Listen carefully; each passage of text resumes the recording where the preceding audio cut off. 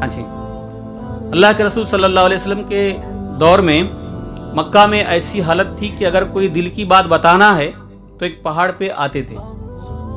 مکہ کا کوئی بھی انسان دل کی بات بتانا چاہتا ہے تو سارے مکہ والوں کو خبر پہنچاتا، پھر وہ پہاڑ پر آتا، آنے کے بعد ان کو اپنی دل کی بات بتاتا۔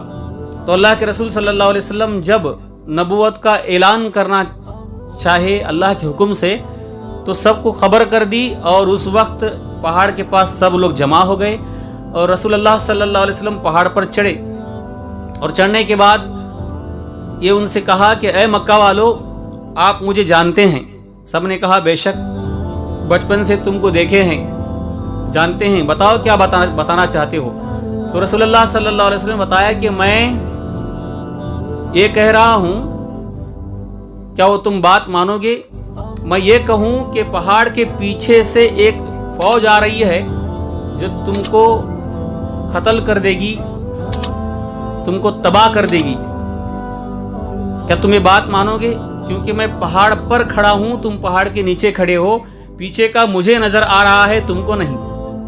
اب میں یہ کہوں کہ پیچھے سے ایک بڑی فوج آ رہی ہے، تم کو قتل کر دے گی، کیا تم اس کو مانیں گے؟ تو سب نے کہا ایک زبان ہو کر بے شک ہم سچ مانیں گے تمہاری بات کو، کیونکہ تم جیسا بچہ کوئی ماں جنم ہی نہیں دی، تم بالکل سچے ہو اے محمد صلی اللہ علیہ وسلم، تم بالکل سچے ہو، امین ہو، صدیق ہو، تم کبھی جھوٹ نہیں کہتے، تمہاری بات ہم سچ مانیں گے۔ تو اللہ کے رسول صلی اللہ علیہ وسلم نے فرمایا ہاں اب میں اپنی دل کی بات بتاتا ہوں، کوئی فوج نہیں آ رہی ہے پہاڑ کے پیچھے سے، میں تم کو یہ بتانا چاہتا تھا کہ تم میری بات کو سچ مانتے ہو یا نہیں۔ سب نے کہا بے شک ہر انسان جھوٹ بول سکتا ہے مگر تم کبھی جھوٹ نہیں بولتے، ہم نے بچپن سے دیکھا ہے۔ تو اللہ کے نبی نے فرمایا تو سنو، ایک خدا کی عبادت کرو، پڑھو لا الہ الا اللہ اور محمد الرسول اللہ صلی اللہ علیہ وسلم، میں اللہ کا رسول ہوں، نبوت کا اعلان کیا۔ تو ابھی سب لوگ ایک زبان ہو کے کہہ رہے تھے کہ ہم تمہاری بات کو سچ مانیں گے۔ اب اس میں 3 جماعتیں ہو گئی، 3 پارٹیاں ہو گئی۔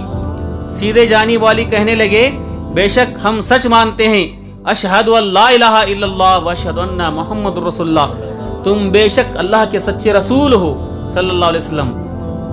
تو ان لوگوں کو شریعت کی اصطلاح میں کیا کہا جاتا ہے؟ شریعت میں ان کو مسلمان مومن کہا جاتا ہے۔ وہ صحابہ کی جماعت تھی، وہ جو بائیں جانب تھے یعنی بائیں طرف تھے، سیدھی جانب والے بائیں جانب والے جو تھے وہ لوگ کہنے لگے ہم تم کو رسول نہیں مانیں گے۔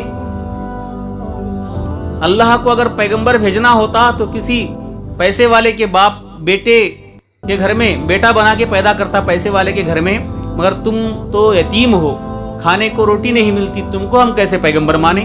نہیں مانیں گے، انکار کر دیے، ان کو شریعت میں کافر کہا جاتا ہے۔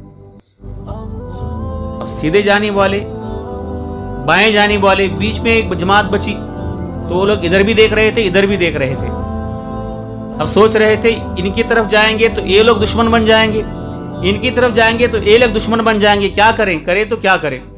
ایک کشمکش میں تھے تو انہوں نے کہا ہاں محمد صلی اللہ علیہ وسلم ہم بھی تم کو اللہ کا رسول مانتے ہیں، صرف زبان سے کہہ دے، دل میں کچھ نہیں تھا۔ یہ سوچا کہ زبان سے کہہ دیں گے تو یہ لوگ بھی ہم کو مسلمان سمجھیں گے، مگر حقیقت میں مسلمان ہم ہے ہی نہیں، تو ان کو منافق کہا جاتا ہے۔ یہ تب سے تھے، آج بھی ہیں، قیامت تک رہیں گے منافق۔ اور حدیث میں سرکار دو عالم صلی اللہ علیہ وسلم نے اس کا خلاصہ بھی کیا ہے۔ اللہ کے رسول صلی اللہ علیہ وسلم نے بتایا، بخاری شریف کی حدیث ہے، فرماتے ہیں آقائے دو جہاں صلی اللہ علیہ وسلم کہ منافق کی 3 نشانیاں ہیں، وہ پکا منافق ہے۔